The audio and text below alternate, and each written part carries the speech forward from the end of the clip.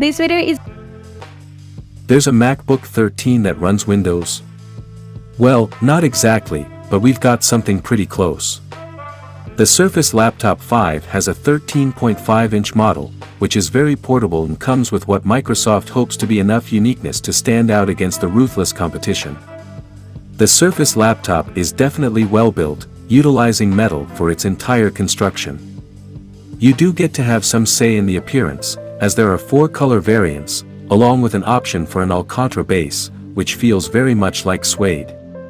Here we've got the Platinum model, however, you do have Sage, Black, and Sandstone. Despite the thin profile of the machine, at 14.5mm, we'd say that durability is good, overall. Weight isn't a problem too at 1.28 kilograms, and the device isn't a burden to carry around at all. Its lid opens easily with one hand, showing off the Alcantara base, the keyboard, and the touchpad. The material feels good and doesn't get plastered with fingerprints, which is great. The keyboard could have done with some more key travel, however, it's still plenty clicky, which is a total savior. The touchpad is smooth and snappy as well. Going to the sides, we don't have the widest input-output coverage, however, you have to subdue your expectations with a smaller machine. You get one Thunderbolt 4 port, a full-sized 5GB USB port, and an audio jack. Charging is done through the Magnetic Surface Connect port, which minimizes the risk of damage if the device is yanked with force while being quicker to plug in and out. Hiding behind a Gorilla Glass 3 cover and some chunky bezels is a 13.5-inch PixelSense display with a resolution of 2256 by 1504 pixels, which comes to an aspect ratio of 3:2. The panel gets up to 409 nits of brightness and has a decent contrast ratio of 1290:1. It covers 90% of the sRGB gamut, which makes it good enough to be used for design and color grading.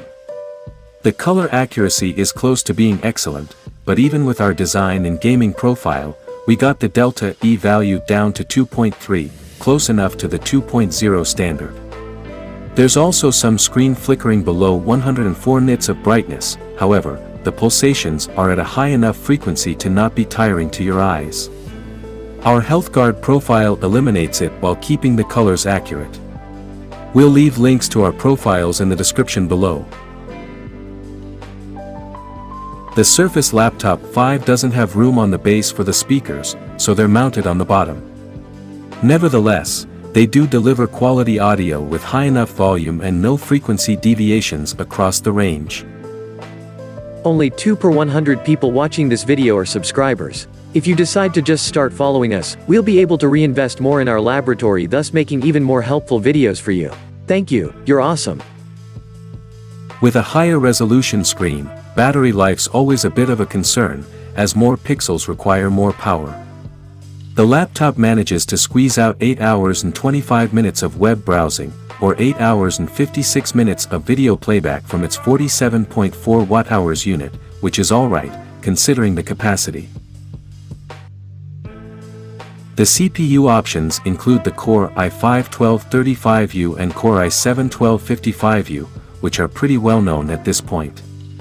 Compared to the previous Surface Laptop 4 with Tiger Lake processors, this one is a massive upgrade, with a lot more power, while having similar if not better efficiency. However, having the hardware is one thing, keeping it well running is another, which is where the cooling comes in. With that said, we're pretty impressed with how the laptop is handling the Core i5-1235U, boosting to 3.35 GHz and going as high as 44 watts in the stress test. The high speeds and wattage last for about a minute, after which the CPU comfortably runs at 2.24 GHz with a TDP of 22 watts. That's also reflected on the outside, as the base has a hotspot of 46 degrees Celsius, which is a bit on the high side. The RAM is soldered onto the motherboard, so you get only one M.2 slot for storage expansion, but accessing it isn't an easy task at all.